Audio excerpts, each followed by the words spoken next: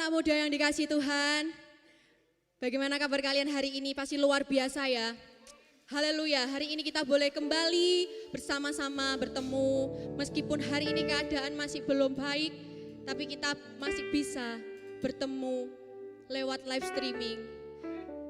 Kita berharap dimanapun kalian berada hari ini, hati kalian tetap tertuju kepada Tuhan. Fokus kalian tetap tertuju kepada Tuhan. Kita siapkan hati kita untuk menyembah Tuhan bersama-sama. Mari tutup matamu, kita akan berdoa. Terima kasih Tuhan, Engkau Allah yang selalu beserta pada setiap kami. Terima kasih Yesus, kasih-Mu tak berkesudahan dalam kehidupan kami.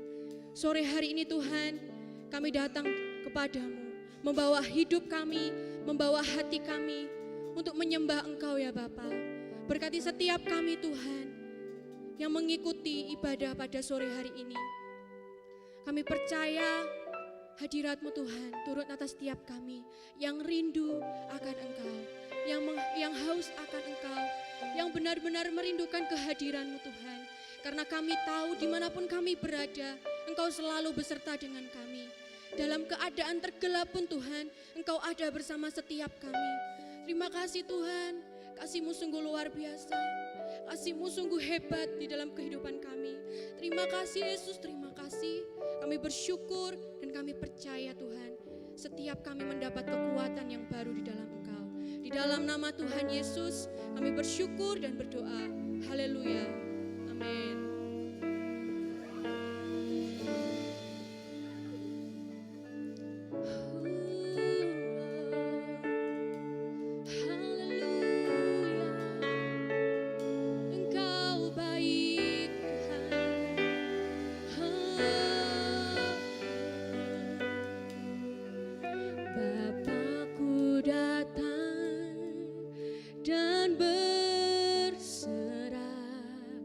Ku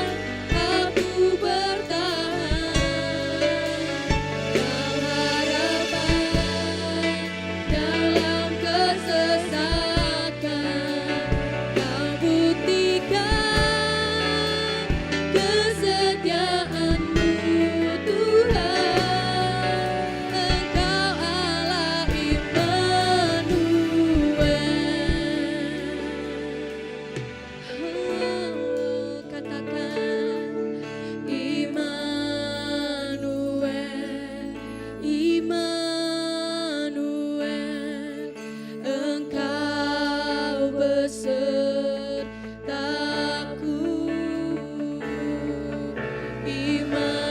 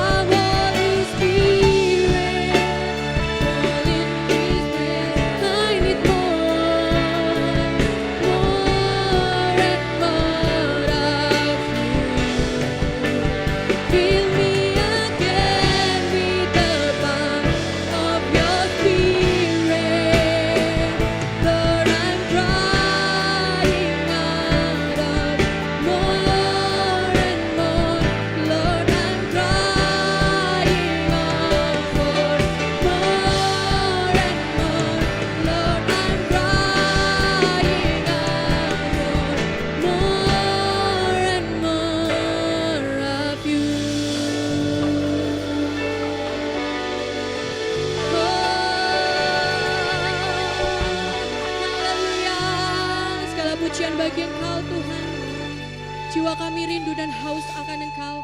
Jiwa kami rindu akan curahan kuasa-Mu ya Bapa. Kami percaya Tuhan, sukacita-Mu, kekuatan yang baru itu boleh tercurah atas kehidupan kami. Kami mau api kami tetap menyala di dalam Engkau. Kami mau Tuhan, apapun keadaan dunia ini, tapi kami mau percaya, kami mau kobarkan api kami, semangat kami di dalam Engkau. Terima kasih Tuhan Yesus, terima kasih. Kami bersyukur dan kami berdoa. Haleluya, amin. Shalom. Haleluya, hari ini kita mau mengajak kalian untuk kita boleh bersukacita buat Tuhan. Amin. Kita percaya meskipun keadaan sekarang kurang baik, tapi iman kita, api kita di dalam Tuhan tidak boleh padam. Amin. Mari kita kasih satu pujian, nyalakan apimu.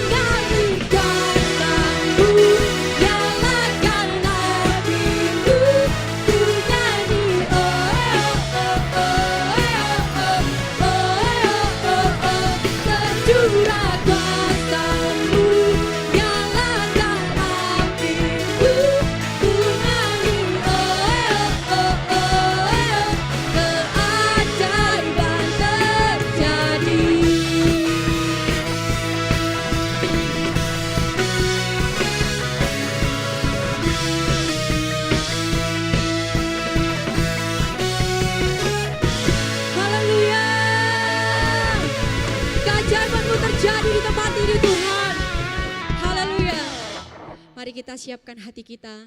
Kita akan menerima kebenaran firman Tuhan. Kita mau ambil komitmen kita di dalam Tuhan. Kita mau setia sampai akhir hidup kita. Tidak peduli latar belakangmu, tidak peduli masa lalumu. Tuhan tetap memilih engkau berharga di matanya. Terima kasih Yesus, terima kasih. Haleluya. Syukur Kau mengenal setiap kami Tuhan. Haleluya. Bapa, Engkau mengenalku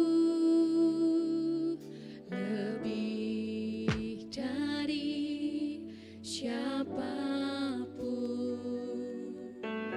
Engkau tahu ceritaku dan isi hatiku. Tak peduli masa lalu, Engkau tetap memilihku. Ubahkanku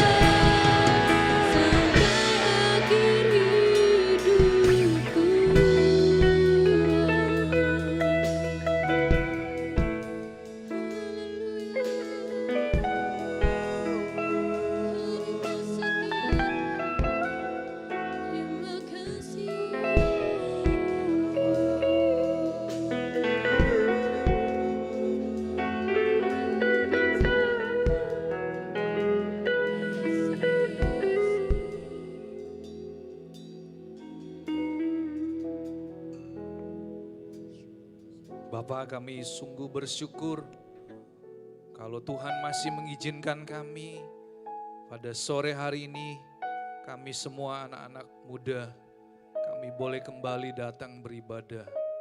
Kami percaya Tuhan, terlebih lagi Engkau pun menanti-nantikan kami untuk kami boleh datang membawa persembahan, bahkan segala ucapan syukur kami, pujian kami.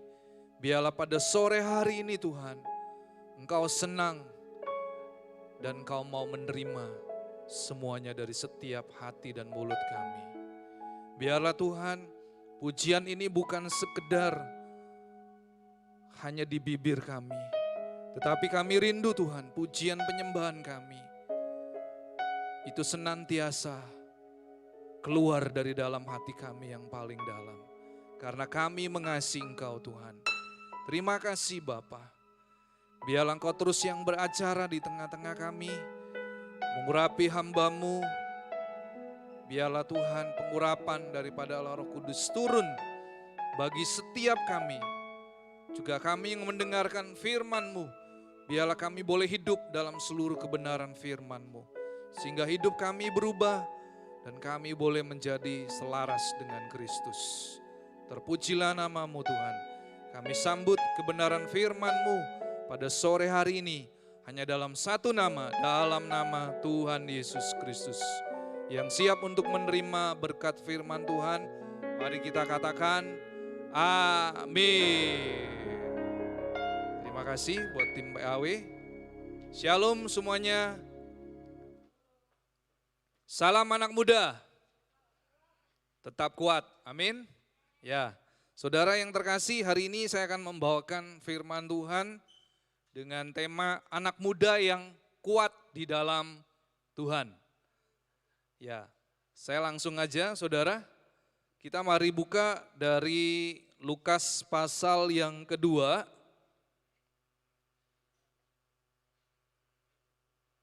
Kita akan baca ayat ke-41 sampai dengan 52. Kita akan baca dengan cepat karena waktunya bergerak terus saudara. Yesus pada umur 12 tahun dalam bait Allah. Tiap-tiap tahun orang tua Yesus pergi ke Yerusalem pada hari Raya Paskah. Ketika Yesus telah berumur 12 tahun, pergilah mereka ke Yerusalem seperti yang lazim pada hari raya itu. Sehabis hari-hari perayaan itu, ketika mereka berjalan pulang, tinggallah Yesus di Yerusalem tanpa diketahui orang tuanya.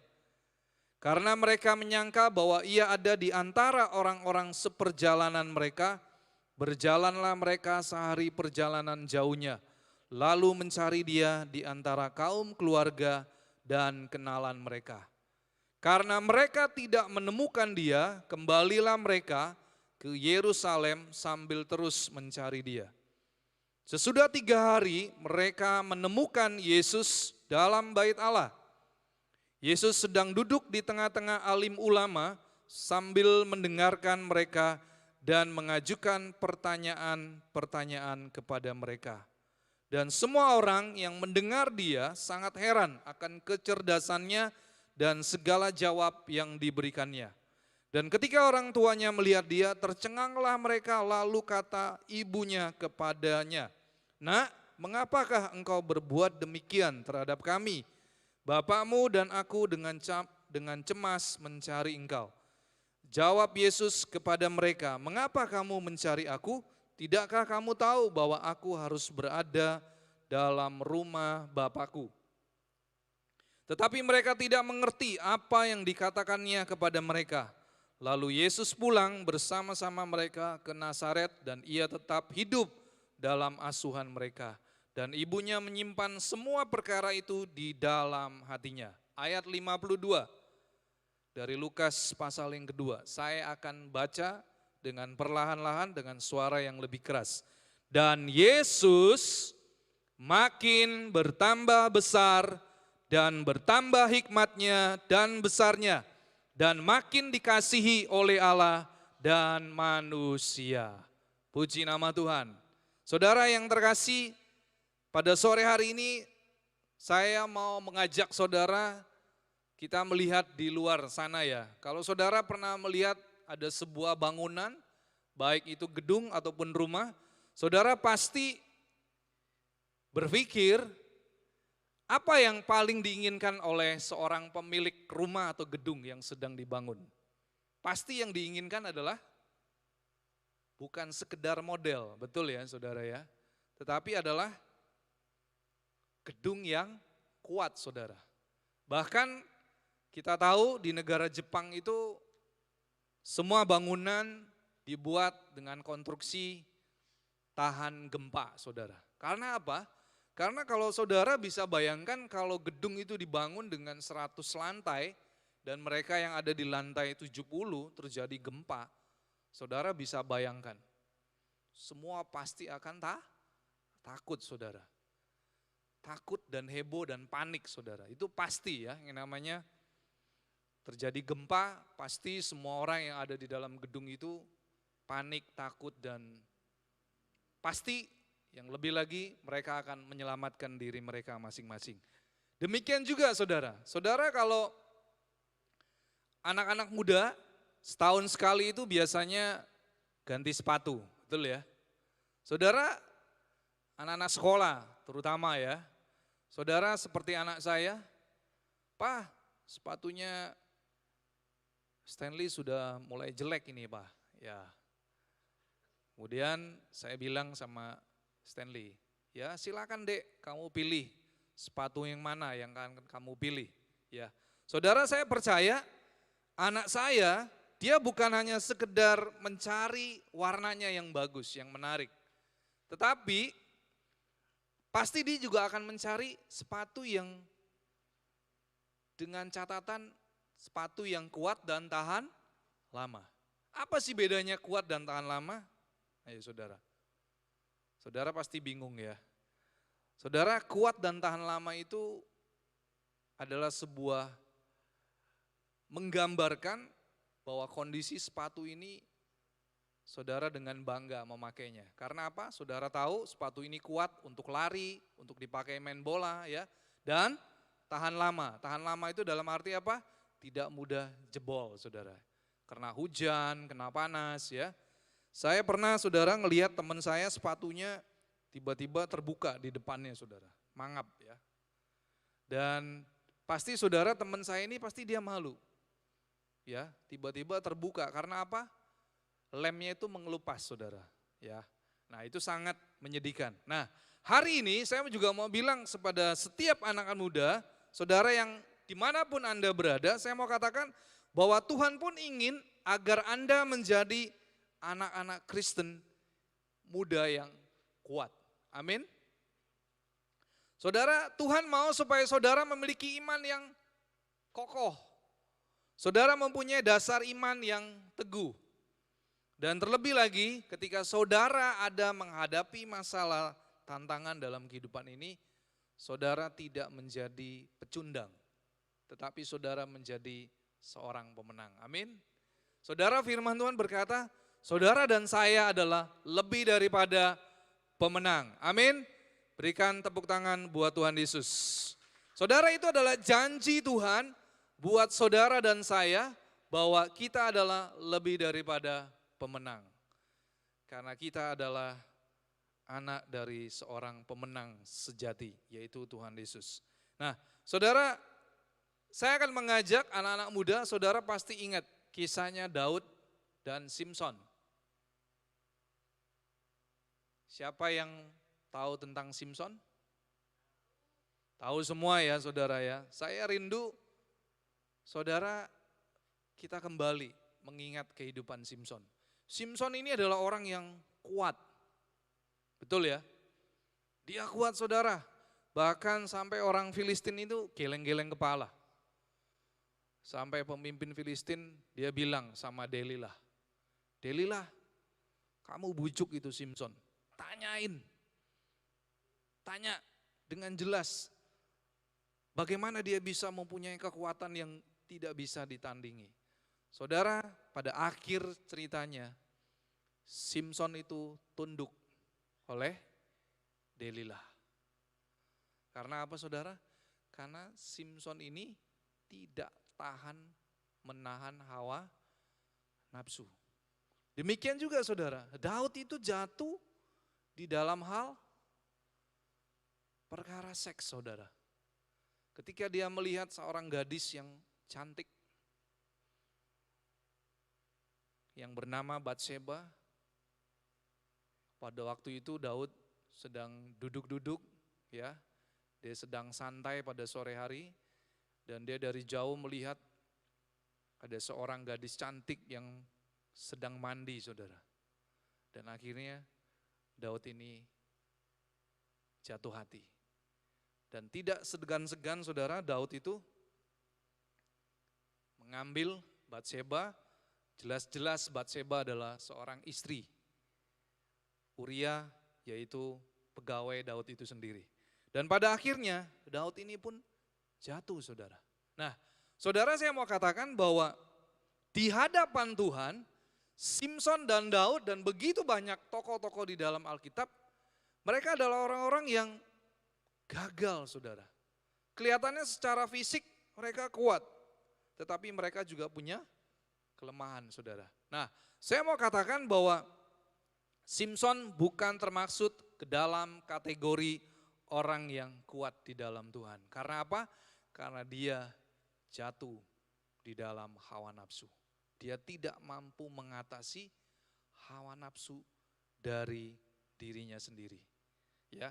Nah, saudara, yang kita baca baru saja di dalam Lukas pasal yang kedua.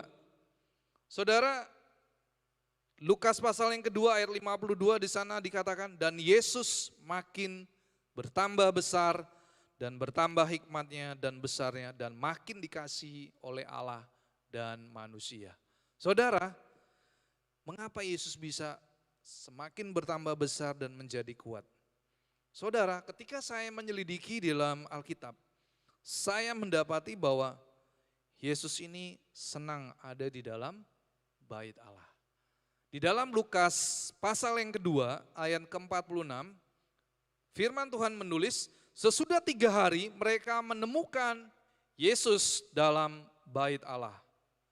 Dan Yesus sedang duduk di tengah-tengah alim ulama sambil mendengarkan mereka dan mengajukan pertanyaan-pertanyaan kepada mereka. Saudara, Yesus ketika dia berumur 12 tahun, Yesus itu senang ada di dalam bait Allah. Pertanyaan saya buat saudara, anak-anak muda. Hai anak-anak muda. Dimanapun Anda berada saat ini, saya mau katakan, apa yang menjadi kesukaanmu di dalam kehidupanmu? Kalau hari ini saudara lebih suka menggunakan gadget, daripada saudara berdoa, memuji, menyembah Tuhan, saudara, saya pastikan saudara tidak akan menjadi pribadi yang kuat. Karena apa? Karena nanti saya akan menjelaskan ada 3 ciri orang yang kuat di dalam Tuhan. Saudara, saya mau berkata, Yesus ini semakin hari dia semakin bertumbuh, semakin lama dia semakin kuat. Yesus kuat bukan secara jasmani saja saudara, tetapi juga secara rohani. Ingatlah saudara bahwa kekuatan jasmani itu bersifat sementara. Tetapi ketika saudara memiliki karakter, itu bersifat kekal. Dan saudara, itulah yang dikehendaki oleh Tuhan. Saya mau supaya anak-anak muda saat ini, dimanapun Anda berada saat ini, saya mau katakan, saudara, Tuhan mau supaya saudara memiliki kekuatan di dalam karaktermu seperti Kristus. Saya akan membawa saudara masuk. Ada 3 ciri orang yang kuat di dalam Tuhan. Ya, yang pertama saudara, orang yang kuat di dalam Tuhan adalah orang yang mampu mengatasi kepahitan dalam hati. Saya beberapa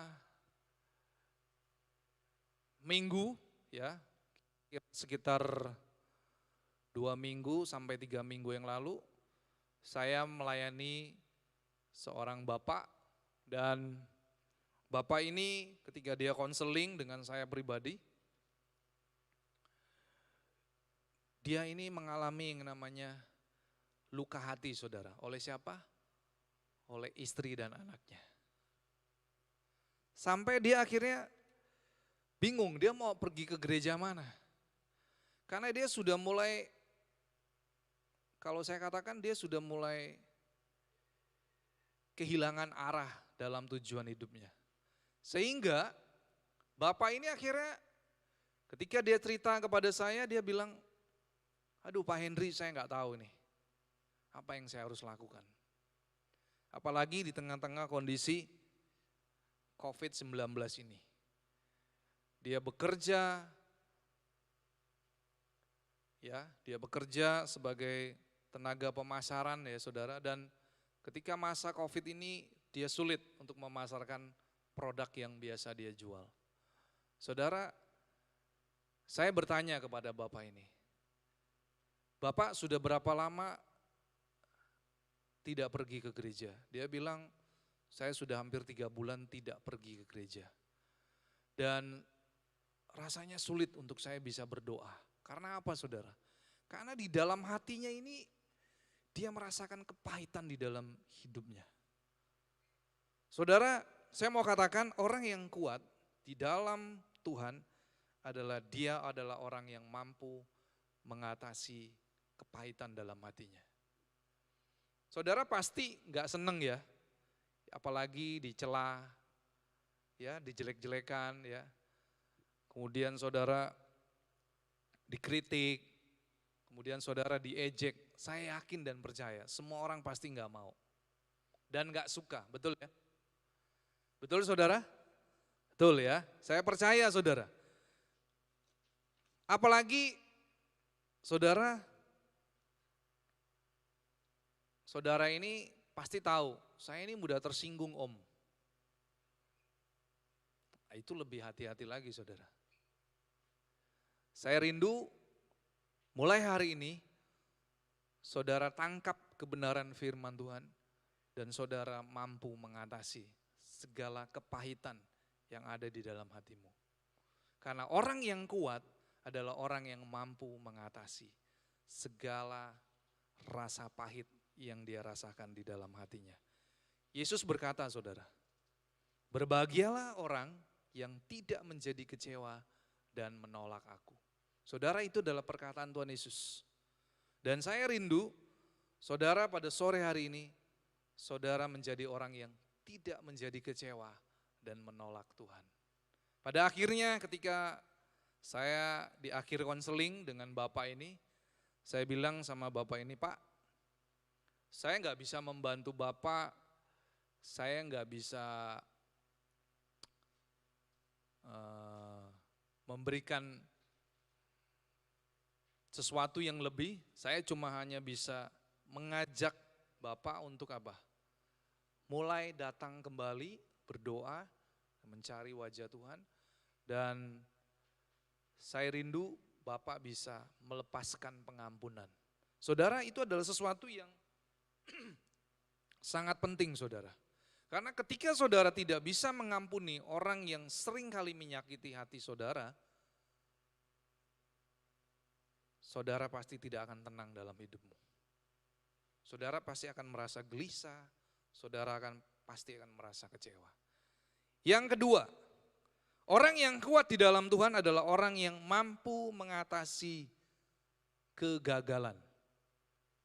Saudara, kalau saudara selidiki di dalam Alkitab, semua yang ada di dalam Alkitab, sebagai contoh misalnya, Abraham, Musa, ya, kemudian Daud, dan yang terakhir adalah Petrus, di mana Petrus pernah menyangkal Tuhan Yesus 3 kali. Saudara, mereka adalah orang-orang yang pernah gagal dalam kehidupannya. Tetapi saya melihat ketika Petrus bertobat, Petrus dipulihkan oleh Tuhan. Dan pada akhirnya Petrus pun, dia memberikan kekuatan bagi saudara-saudara seimannya. Dan saudara, saya juga mau berkata bahwa mereka yang mampu mengatasi kegagalan adalah orang-orang yang tidak terbenam di dalam kegagalan. Karena ketika saudara dan saya terbenam di dalam kegagalan, saudara terbenam di dalam keputusasaan, saudara bukanlah orang yang kuat. Tetapi orang yang kuat di dalam Tuhan adalah orang-orang yang tidak mudah menyerah. Saudara tidak pantang mundur. Saudara tidak menjadi kecil hati ataupun saudara tidak menjadi tawar hati. Saudara ingat ya, kalau di atas saya ini ada bohlam lampu. Saudara tahu siapa yang berhasil menciptakan bohlam lampu pijar ini? Thomas Alva Edison. Saudara, ketika saya membaca biografi daripada Thomas Alva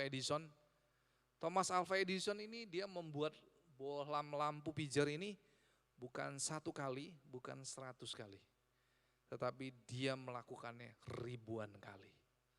Saudara bisa bayangkan kalau Thomas Alva Edison ini dia menyerah, saudara, pada 99 kali percobaan. Saudara, saya percaya hari ini, ruangan ini pasti gelap. Tapi karena Thomas Alva Edison ini tidak mudah menyerah, tidak pantang mundur, maka dia menjadi orang yang kuat. Amin. Nah, saudara, Tuhan juga mau supaya saudara menjadi anak muda yang kuat di dalam Tuhan. Amin. Saudara, ketika saudara gagal, saudara jangan menyerah. Saudara tidak putus asa, saudara jangan berkecil hati. Saudara jangan pantang mundur, tetapi saudara terus maju di dalam Tuhan. Amin. Yang terakhir, saudara.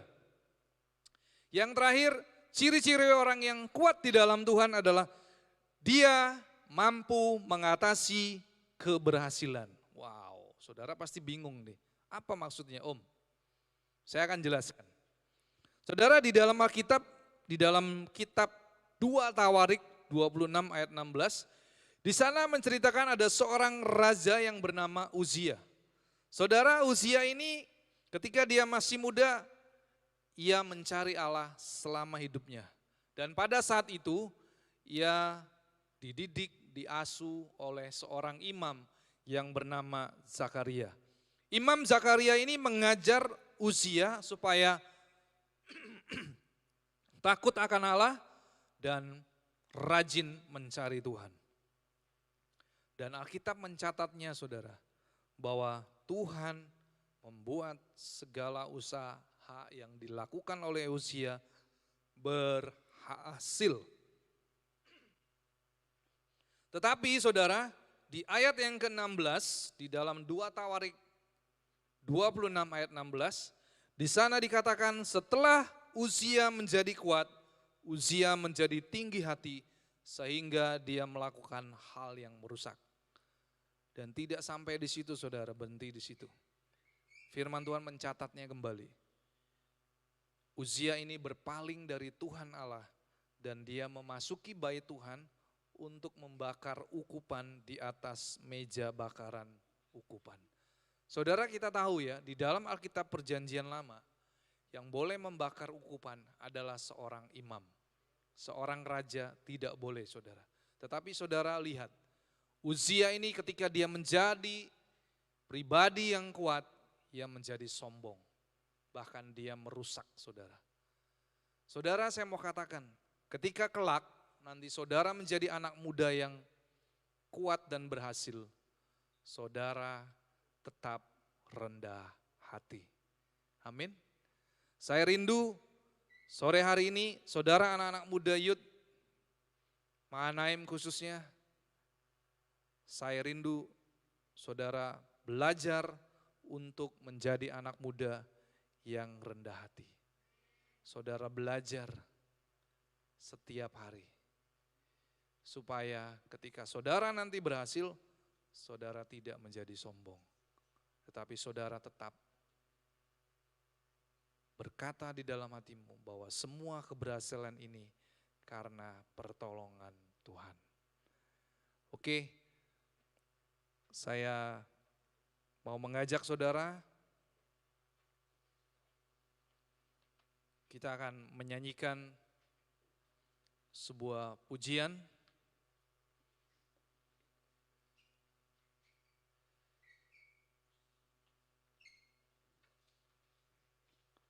Sebelum kita menyanyikan pujian, mari kita berdoa terlebih dahulu.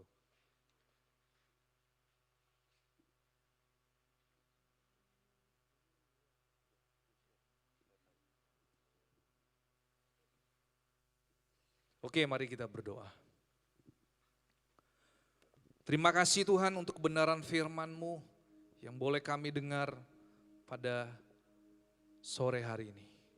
Kami rindu Tuhan, kami boleh menjadi anak-anak muda yang kuat. Kami mampu mengatasi segala rasa pahit yang kami rasakan di dalam hidup kami. Biarlah kami juga menjadi anak muda yang mampu mengatasi kegagalan yang terjadi dalam hidup kami. Terlebih lagi Tuhan, kami mau menjadi anak muda yang kuat.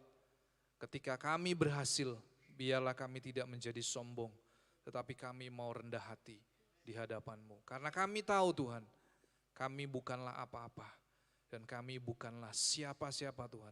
Tanpa Tuhan, kami tidak mampu berbuat apapun Tuhan. Terima kasih Bapa. Bukan dengan kekuatanku ku dapat jalani hidupku. Nyanyikan lagu ini saudara. Tanpa Tuhan yang di sampingku, Ku tak mampu sendiri. Engkaulah kuatku Yang menopangku, ku pandang wajah-Mu dan berseru, pertolonganku datang dari-Mu. Peganglah tanganku, jangan lepaskan. Kaulah harapan dalam hidupku. Nyanyikan lagu ini dengan sungguh-sungguh saudara. Bukan dengan kekuatanku ku dapat jalani hidupku. Tanpa Tuhan yang di sampingku, ku tak mampu sendiri.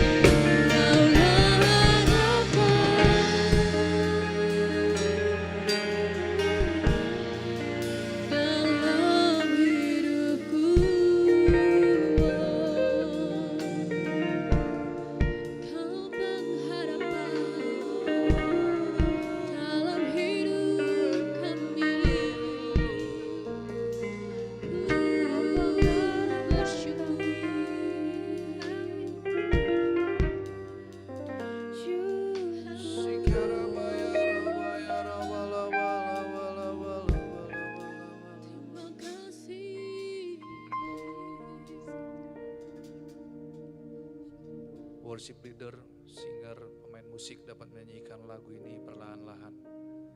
Saya akan berdoa buat saudara. Firman Tuhan berkata bahwa orang yang kuat, salah satunya adalah dia mampu mengatasi rasa pahit di dalam kehidupannya.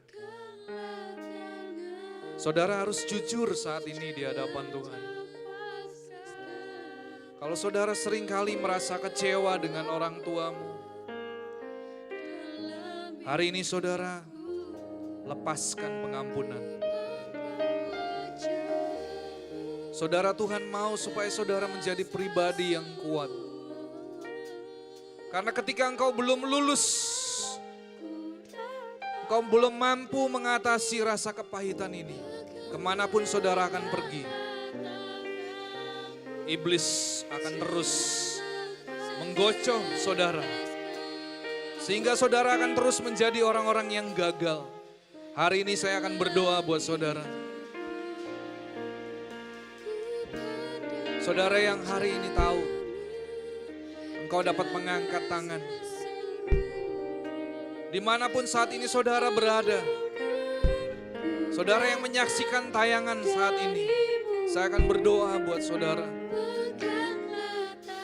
Jujur saudara dengan hatimu sendiri di hadapan Tuhan. Lepaskan pengampunan.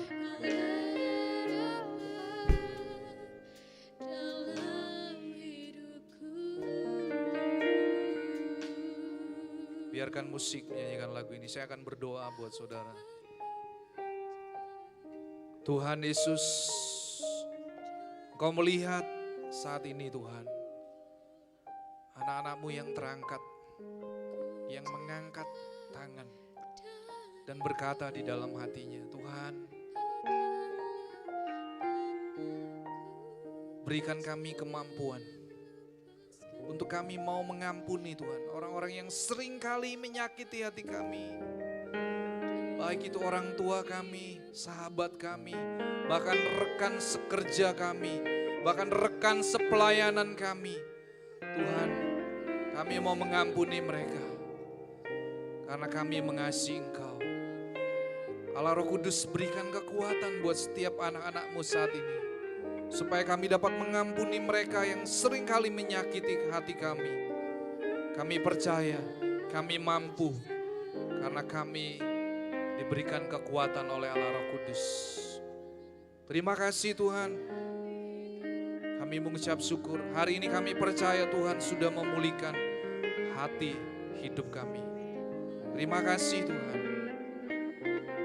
Kita akan mengakhiri ibadah youth pada sore hari ini. Nyanyikan lagu ini sekali lagi saudara.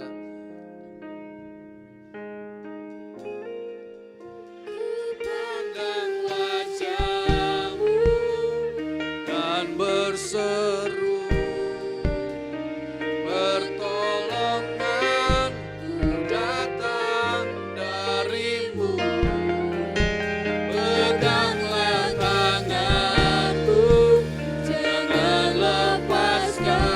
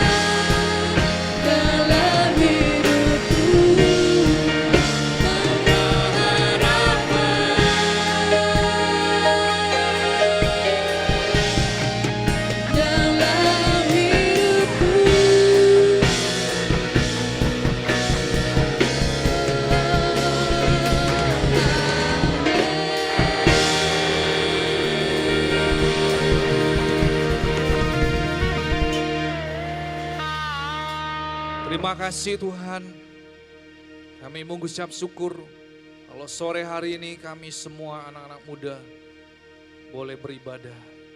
Dan tiba saatnya kami akan berpisah. Kami akan menyelesaikan ibadah sore hari ini. Kami akan mengangkat kedua tangan kami untuk kami menerima berkat yang daripadamu. Mari saudara angkat kedua tanganmu untuk menerima berkat yang daripada Tuhan. Engkaulah yang menyempurnakan ibadah kami Tuhan. Dan kami kembalikan segala rasa syukur kami, hormat kami, kemuliaan hanya bagi nama Tuhan Yesus. Saudara yang terkasih, terimalah berkat dalam nama Allah Bapa, Putra, dan Roh Kudus. Terimalah berkat ini, Tuhan memberkati engkau dan melindungi engkau. Tuhan menyinari engkau dengan wajahnya dan memberi engkau kasih karunia.